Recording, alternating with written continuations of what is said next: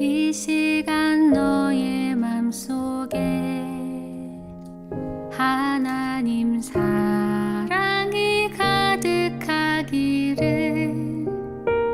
진심으로 기도해 간절히 소망해 하나님 사랑 가득하기를. 하나님은 너를 사랑해. 얼마나 너를 사랑하시는지. 너를 위해 저 별을 만들고 세상을 만들고 아들을 보냈네.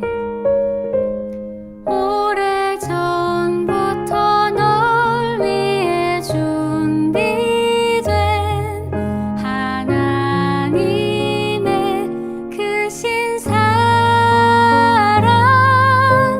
너의 가는 길 주의 사랑 가득하기를 축복해.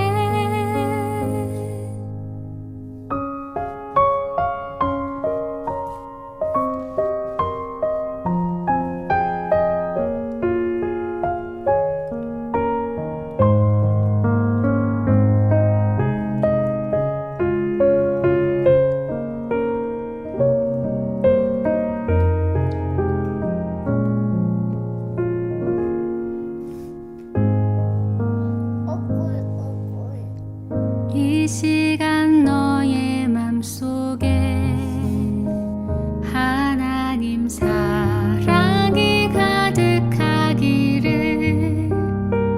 진심으로 기도해 간절히 소망해 하나님 사랑 가득하기를. 하나님은 너를 사랑해.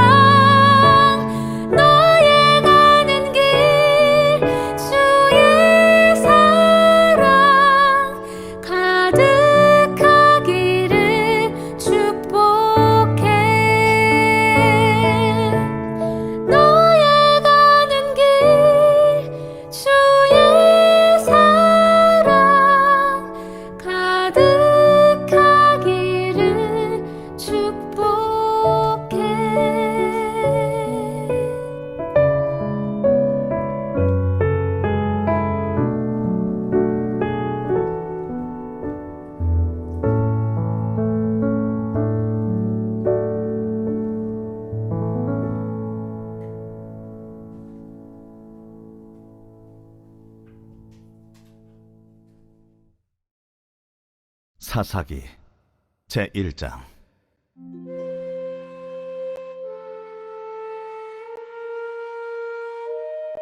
여호수아가 죽은 후에 이스라엘 자손이 여호와께 여쭈어 이르되, 우리 가운데 누가 먼저 올라가서 가나안 족속과 싸우리이까? 여호와께서 이르시되, 유다가 올라갈지니라. 보라, 내가 이 땅을 그의 손에 넘겨 주었노라. 유다가 그의 형제 시므온에게 이르되, 내가 제비 뽑아 얻은 땅에 나와 함께 올라가서 가나안 족속과 싸우자. 그리하면 나도 내가 제비 뽑아 얻은 땅에 함께 가리라. 이에 시므온이 그와 함께 가니라. 유다가 올라가매 여호와께서 가나안 족속과 브리스 족속을 그들의 손에 넘겨주시니 그들이 베색에서 10,000명을 죽이고, 또 베색에서 아도니 베색을 만나 그와 싸워서 가나안 족속과 브리스 족속을 죽이니, 아도니 베색이 도망하는지라 그를 쫓아가서 잡아 그의 엄지손가락과 엄지발가락을 자르매,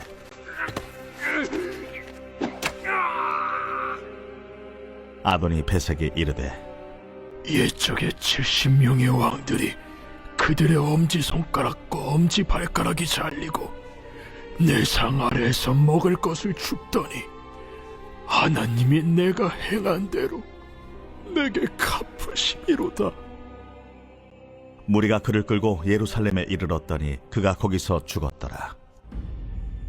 유다 자손이 예루살렘을 쳐서 점령하여 칼날로 치고 그 성을 불살랐으며, 그 후에 유다 자손이 내려가서 산지와 남방과 평지에 거주하는 가나안 족속과 싸웠고, 유다가 또 가서 헤브론에 거주하는 가나안 족속을 쳐서 세세와 아히만과 달메를 죽였더라. 헤브론의 본 이름은 기럇 아르바였더라. 할렐루야. 오늘도 별밤 기도회에 참여한 청년들 환영하고 축복합니다. 오늘 말씀을 통해서 우리들이 무엇을 붙잡고 살아가야 할지를 온전히 깨닫는 시간이 되길 간절히 바랍니다. 오늘부터 사사기 말씀을 가지고 묵상하고 또 말씀을 전하겠습니다. 사사기는 이스라엘 백성의 지도자였던 여호수아의 죽음으로 시작됩니다. 여호수아의 죽음은 당시 이스라엘 백성에게는 큰 혼란이고 어려움이고 위기이었습니다. 그런 지도자가 죽자 이스라엘 백성은 하나님께로 나아갔습니다. 그리고 누가 먼저 가나안 족속과 싸워야 하는지를 하나님의 뜻을 묻습니다. 이스라엘 백성은 어떻게 믿음의 태도를 보일 수 있었을까요? 그들은 여호수아의 죽음에도 불구하고 자신들이 완성해야 할 하나님이 주신 사명이 남아있음을 잘 알고 있었습니다. 그들은 하나님이 주신 약속의 땅을 정복해야 할 임무에 깨어 있었습니다. 이처럼 하나님이 맡기신 사명에 깨어 있으면 위기와 시련이 닥쳐도 흔들리지 않습니다. 우리가 삶을 살다 보면은 예상하지 못한 뜻밖의 위기를 만나곤 합니다. 그렇게 자신하던 건강을 한순간에 잃어버리거나 갑자기 경제적 손해를 경험하기도 합니다. 그럴 때 하나님의 백성인 우리는 어떻게 대처해야 할까? 갑자기 찾아온 위기 앞에서도 하나님이 맡기신 사명을 놓지 않는다면, 문제를 가지고 하나님께 나아가 그 하나님의 뜻을 묻는다면 우리는 결국 그 위기를 극복할 것입니다. 과거 초대교회 성도들 역시 수많은 박해와 상실을 경험했습니다. 그러나 초대교회 성도들은 그러한 위기 앞에서도 영혼 구원의 사명을 잊지 않았습니다. 오히려 더욱 간절히 하나님께 기도하고 전도했습니다. 그 결과 하나님의 기적을 경험했습니다. 하나님이 맡기신 사명을 놓지 않고 믿음을 지키는 것이 승리하는 비결임을 기억하시길 바랍니다. 이런 이스라엘 백성의 기도에 하나님은 응답하셨습니다. 유다 지파가 올라가 싸울 때 약속하신 땅을 주겠다고 하나님께서 말씀하셨습니다. 이스라엘 백성은 자신들을 인도하시는 하나님이 약속을 신실하게 지키시는 분임을 믿었습니다. 하나님의 충성스러운 일꾼이었던 여호수아는 생전에 살아있을 때 지속적으로 이 사실을 이스라엘 백성에게 가르쳤습니다. 하나님은 당신의 백성이 약속을 믿고 순종할 때마다 놀라운 승리를 경험하게 하셨습니다. 비록 여호수아는 죽었지만 믿음으로 무장되어 있던 이스라엘은 믿음에서 흔들리지 않았습니다. 유다 지파는 하나님의 말씀에 순종하여 가나안 족속과의 싸움에 나섰습니다. 그리고 약속의 땅을 마침내 차지했습니다. 물론 승리를 거둔 후 아도니베색을 가나안의 풍습에 따라 처리한 행동은 우리가 타산지석으로 삼아야 할 일입니다. 승리한 후에도 순종의 자리를 떠나지 말아야 합니다. 오히려 더욱 하나님의 말씀대로 살 것을 확고히 결단해야 합니다. 현재 우리는 세상을 향한 영적 권위를 인정받지 못하고 오히려 손가락질 당하는, 그래서 지탄의 대상이 되는 안타까운 현실을 마주하고 있습니다. 하나님보다 세상의 가치를 더 사랑하고 이웃을 자기 자신과 같이 사랑하라고 하신 말씀을 저버린 결과입니다. 이제부터라도 진정으로 회개해야 합니다. 그리고 하나님의 말씀대로 순종하는 길을 선택해야 합니다.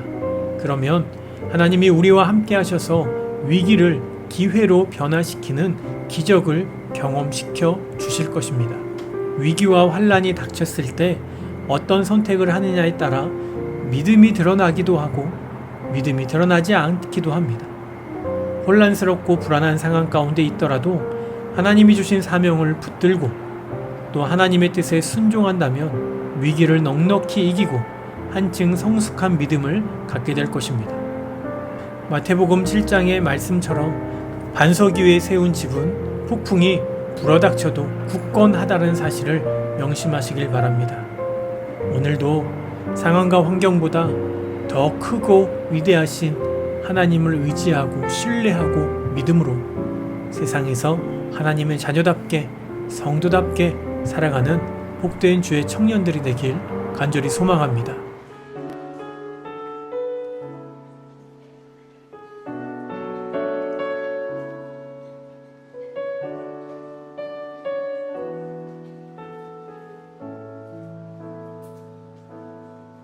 내게 허락하신 시련을 통해 나의 믿음도 강하게 자라나고 험한 산과 골짜기 지나는 동안 주께 더 가까이 나를 이끄시네. 내가 겪는 시험이 어렵고 힘겨워도 내 주님보다 크지 않네. 내 앞에 가다가 갈라지지 않으려 주가 나로 바라위 걷게 하니 나는 믿네.